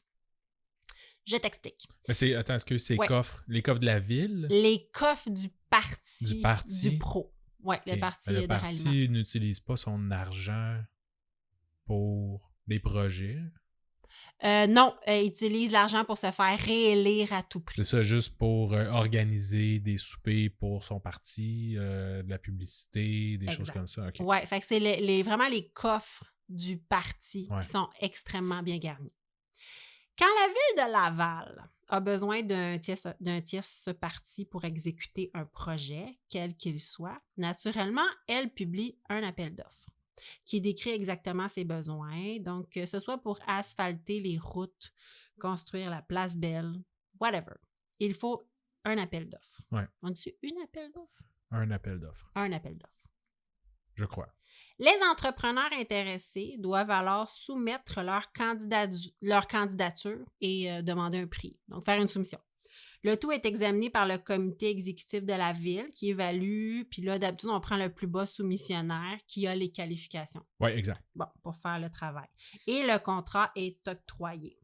Fin. Avant 97, OK, il y a un petit groupe d'entrepreneurs dans le domaine de l'asphalte seulement qui se sont organisés ensemble. On appelle ça de la collusion. Et voilà. Ils avaient remarqué que la ville faisait ses appels d'offres par paquet de 5-6 à la fois. Donc, ils se sont mis à se partager les contrats. Okay? Sans le dire à la ville. Là. Ils ont fait ça dans le dos de la ville. Fait. Comme ça permettait à l'entreprise X de gonfler son prix puis de s'assurer en plus que tous ses compétiteurs allaient quand même viser plus haut. Oui. Donc, l'entreprise X remportait l'offre. Puis on faisait une rotation. Chacun son tour. Ouais, c'est ça. Surtout s'il y en a 5-6. Si tu es 5-6 joueurs puis il y a 5-6 appels d'offres, tu Voilà. dis OK, ben moi je prends elle, moi je prends elle, je prends elle. Tout le monde gonfle ses prix. Celui qui veut gagner, donc celui qui la gang s'est entendue que toi, tu as l'appel d'offres 1. Ouais. Donc, toi, tu gonfles ton prix habituel de 15%. Ouais. Et tous les autres gonflent leur prix habituel de 20%. Et tu gagnes cet appel-là. Ouais. Là, on continue la roue. Le prochain prend l'autre appel, l'autre prend l'autre appel. Tout le monde booste ses prix. Ouais. Et les autres boostent un petit peu plus. Ils sont sûrs de perdre. Tu es sûr de gagner celui-là. Puis tout le monde se met 15% de plus dans les poches. Et voilà. Et là, les marges sont beaucoup plus élevées que si tout le monde ouais. essayait de faire 5%. Oui. Donc, c'était parfait. En fait, c'était parfait pour eux. Ça n'empêchait pas des joueurs extérieurs de venir miser, naturellement. Ouais, mais là, après ça, je veux pas rentrer dans des rumeurs, là, mais je veux dire, le monde qui font de la construction, c'est pas toujours du monde qui sortent de l'école et ont toutes les bonnes intentions du monde. Là. Je veux dire, c'est des entreprises parfois qui blanchissent de l'argent. Ben, c'est sûr que s'il y a une entreprise extérieure qui vient miser, tu peux y aller expliquer gentiment de ne pas miser. Ouais, c'est ça. Avec des yeux méchants, ouais. Mais dans tout le respect. Soit un bat de baseball ou soit 1 ou 2% de ta marge pour lui dire, gars, prends cette 1000-là, mais va pas miser sur ton contrat. Oui, puis by the way, t'as une tête de cheval mort sur ton je sais où tu restes, fait que c'est mieux de pas ouais. Exactement. Donc, c'est ça. Mais ça marchait bien. Cependant, en 97, Claude de Guise arrive à la ville de Laval comme directeur du génie, OK? Ça, c'est le body à Gilles Vaillancourt. Gilles Vaillancourt va lui donner le mandat de contenter tous les entrepreneurs. C'est comme ces mots. C'est maintenant la ville qui va décider du gagnant des contrats.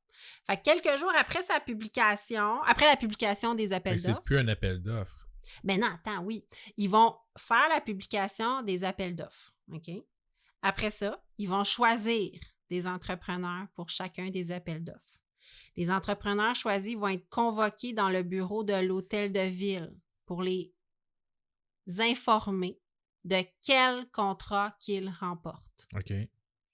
Cordés dans la salle d'attente, les entrepreneurs s'observent, très conscients de l'aspect illégal de la chose. Ben ouais. Tout le monde est là pour la même chose, pour se faire dire « Toi, tu vas remporter ce contrat-là. » Ils se font alors remettre une liste sur laquelle il est noté tous les autres soumissionnaires du contrat qu'ils remportent, en guillemets. Ouais.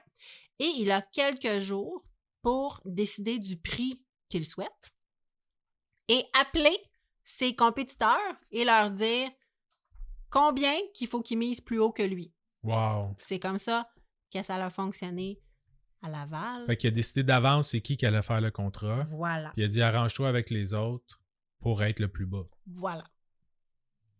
De cette façon, lors de l'étude officielle des soumissions par le conseil exécutif, parce qu'il y a une grosse mascarade après ça. Ben c'est ça que j'allais dire, parce que là, d'habitude, c'est fait publiquement. Il y a du monde, des journalistes, whatever, dans la salle. Je veux dire, c'est vraiment des enveloppes scellées qui ouvrent puis qui font c'est un appel d'offres. Fait qu'ils regardent chacune des offres et après ça, il y a des critères. Oui. Puis c'est choisi là sur le spot. Là. Il n'y a pas d'affaire de je rappelle puis genre négocie ou whatever. Là. Bon, ben c'est ça. Ben là, il n'y avait pas de quand il faisait l'ouverture des enveloppes, il n'y avait pas de journaliste. C'était fait pendant le conseil exécutif.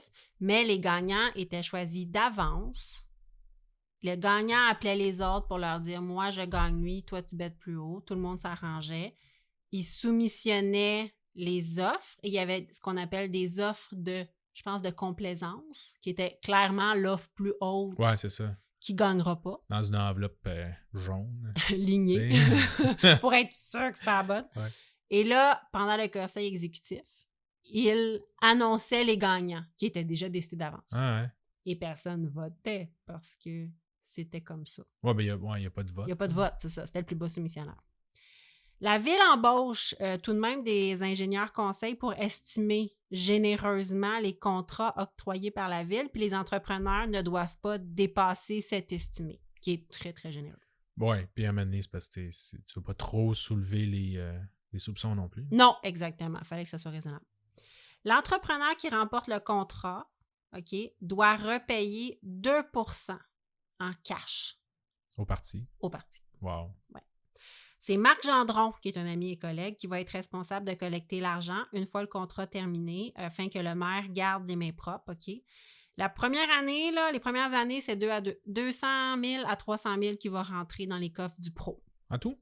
Ouais, Ouais, c'est pas si les premières gros années. que ça. Non, hein. mais les premières années, ça commençait là. Ouais, c'est les premiers balbutiements de son système Vaillancourt. Ouais, exactement. OK.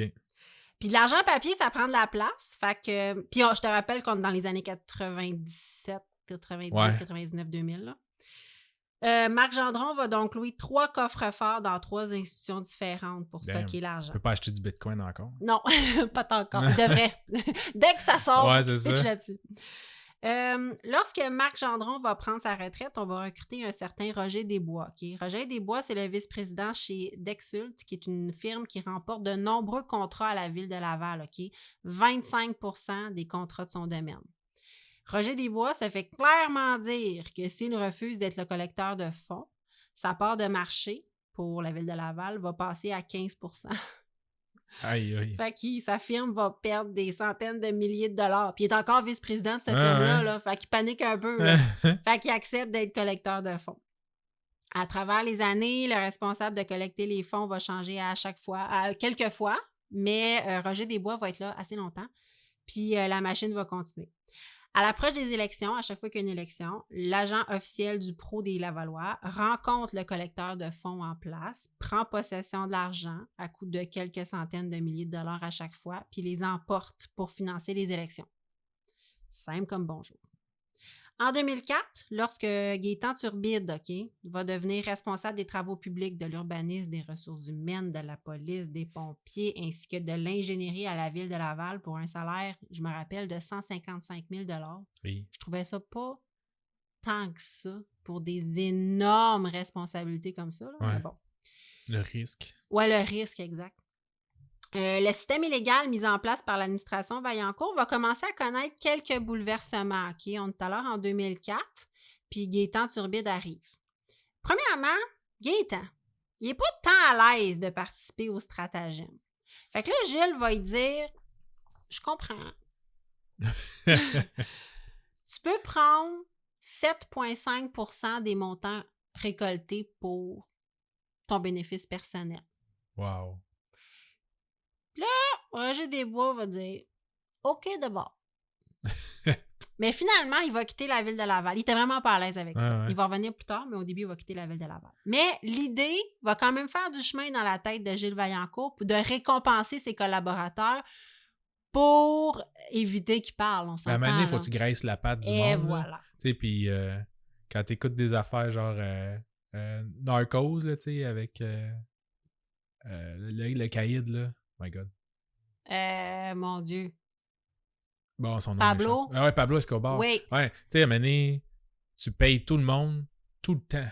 T'as pas le choix. T'as pas le choix parce que t'es seul au sommet. Oui. Tout tient sur ton entre-gens, là, sur ton argent, sur le fait que tant que tout le monde est satisfait de l'argent qui se met dans les poches et qu'ils et qui n'ont pas peur ne se sentent pas menacés, soit de se faire arrêter ou whatever. Ben, il faut qu'il trouve son compte. Il faut que tout le monde trouve son compte.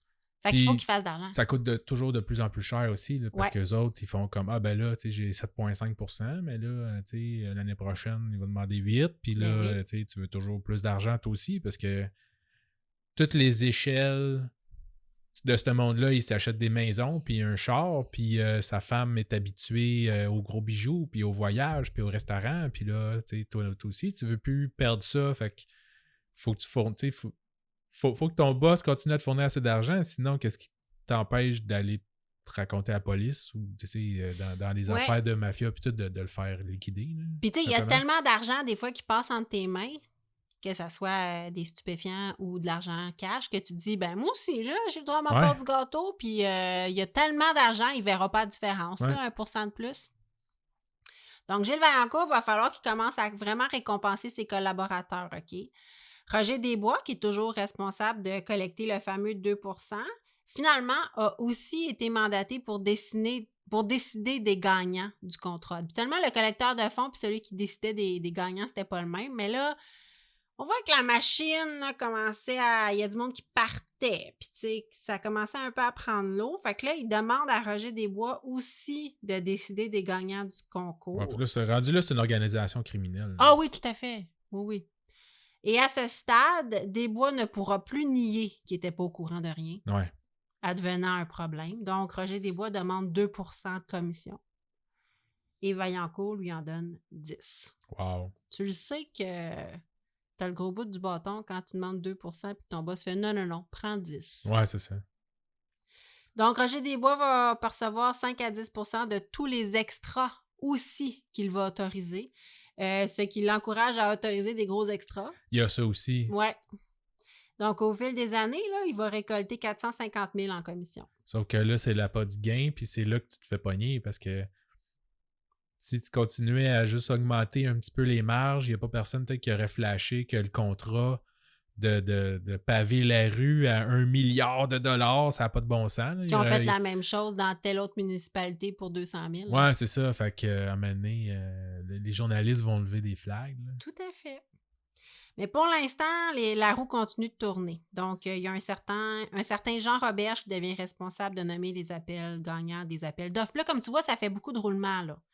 Puis au lieu de convoquer tous les entrepreneurs à son bureau, lui, il va donner la liste à un entrepreneur qui, lui, à l'abri des regards, va convoquer les autres entrepreneurs pour que continue le système, ce qui est beaucoup plus logique. Puis il faut savoir qu'à chaque fois qu'il y a du roulement à la tête de ce système-là, bien, celui qui part demande une généreuse prime de départ pour service rendu. Ouais, c'est ton petit NDA. Oh yeah!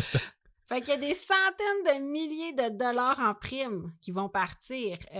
Puis ensuite, il y en a beaucoup qui vont se trouver des postes stratégiques, soit dans les firmes avec lesquelles ils avaient brassé des grosses affaires, on s'entend, ou ils vont partir leur propre firme parce qu'ils savent exactement comment avoir des contrats à Laval. Donc, ils vont continuer à faire de l'argent. En 2009, tout le monde est de plus en plus nerveux, OK?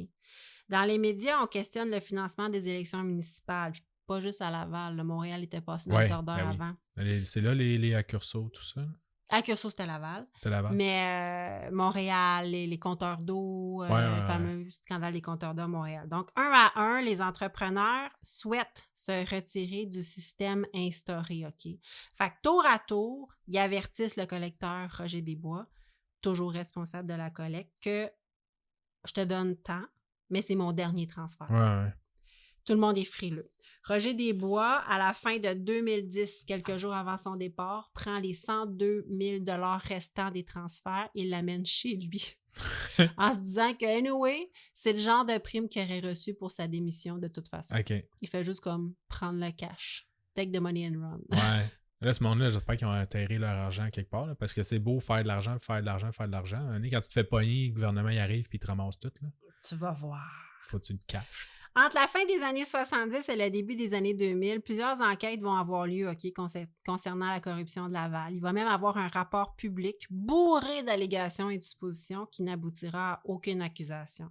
Vous lirez le livre Gilles Vaillancourt, Le Monarque, pour avoir un portrait complet de toutes les fois tout ce beau monde-là aurait dû être accusé et que pour 50 000 raisons, changement d'administration, des gens qui mettent des bâtons dans les roues, changement au sein de la police, un autre scandale des commandites qui vient balayer les allégations de corruption municipale, ça a été abandonné. Ben, c'est ça, c'est comme la commission Charbonneau, puis les commandites, puis toutes ces affaires-là. Ben, Charbonneau, c'était entre autres Laval. Ouais, ben c'est ça, c'est que c'est tellement du monde influent, en plus que c'est difficile d'avoir des preuves. Ça coûte cher traîner ce monde-là en cours. Ça peut durer éternellement longtemps. Personne gagne au final à mettre non plus des cols blancs dans une prison. Là. Fait que c'est rare que ça finit par vraiment des accusations. Puis de toute façon, c'est ça, je vais te laisser finir, mais même si on l'arrêtait et qu'on lui donnait une amende de 500 millions de dollars à rembourser au gouvernement, je veux dire, il n'y a plus d'argent, il va faire faillite. il remboursera jamais rien. Il va sortir de prison éventuellement. Il va retourner genre à son chalet dans les îles Caïmans où il a tout caché son argent, puis il s'en sacre. Puis ça ébranle la confiance du public aussi, hein? Ouais. Quand on se rend compte que tous les élus, pendant les 40 dernières années, étaient corrompus, faut faire attention de la manière que l'enquête est faite puis que ça sort parce que ça l'ébranle la confiance du public. Ouais, mais il faut quand même le faire. Oui, des fois, mais on fait c'est un cirque ou c'est un zoo ou whatever, faut le faire. puis c'est niaiseux, mais il faut mettre ça au grand jour pour aussi montrer aux suivants, non, check que tout ce monde-là, c'est sûr que ça ne change rien pour leur maudite carrière là, parce qu'ils continuent à faire de la consultation pour des compagnies privées à coût de millions. Tout Mais, à fait. Mais même ce monde-là ne sont pas intouchables. Ouais, mais t'aimes pas ça non plus. Tu prends Jean Charest, t'aimes pas ça de passer devant une commission puis tout, là, même si c'est ça y empêche pas d'avoir des jobs. Là, mais... Non, ça entache vraiment leur réputation. Donc, nerveux, les collaborateurs de Gilles Vaillancourt quittent un à un. Gilles Vaillancourt tente tant bien que mal de continuer à faire durer le système, mais c'est trop dangereux, OK? Devant les caméras, il garde un visage impassible, il tente de nier que son administration ait quoi que ce soit à se faire reprocher, mais derrière les portes closes, il démantèle finalement son système. Ouais. Pendant toutes ces années, il a méticuleusement détruit ses agendas papier, possédé des cellulaires à la carte, des brouilleurs d'ondes, et il a même engagé des firmes pour vérifier la présence de micros à la mairie à plusieurs reprises. Ouais.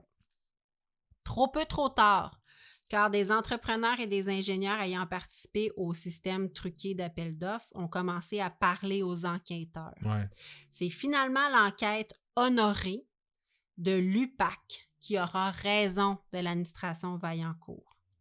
Tous les acteurs sont questionnés tour à tour. On aboutit finalement chez Roger Desbois, le collecteur, en juillet 2012. Roger Desbois remettra 406 000 $ aux policiers, dont 75 000 qu'il gardait dans son cellier. Le mot se passe, les gens s'appellent. Là. Roger Desbois, il savait que les enquêteurs s'en venaient. Il y avait un téléphone de Claude de Guise, je pense, de l'ancien directeur de la ville. Le 4 octobre 2012, on assiste aux premières perquisitions à l'hôtel de ville de Laval. Le maire Vaillancourt est pris en filature au volant de sa voiture. Sa femme Francine transfère des liasses d'argent comptant dans des sacs à chaussures et va les porter chez sa bonne amie Ginette. Eh ben. Qui est aussi la cousine à Gilles Vaillancourt. C'est Ginette Vaillancourt.